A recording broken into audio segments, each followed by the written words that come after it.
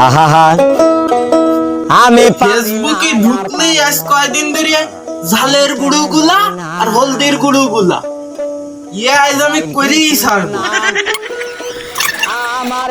এই যে কাঁচের গিলাসে রাখলাম আর এই ঝালের গুঁড়ো, এই ঝালের গুঁড়ো, আমি হয়তো এই ঝালের গুঁড়ো, ঝালের গুঁড়ো, এই ঝালের গুঁড়ো, আর এই হলো হলদির গুঁড়ো, হলদির গুঁড়ো। এটা খুলতিন না।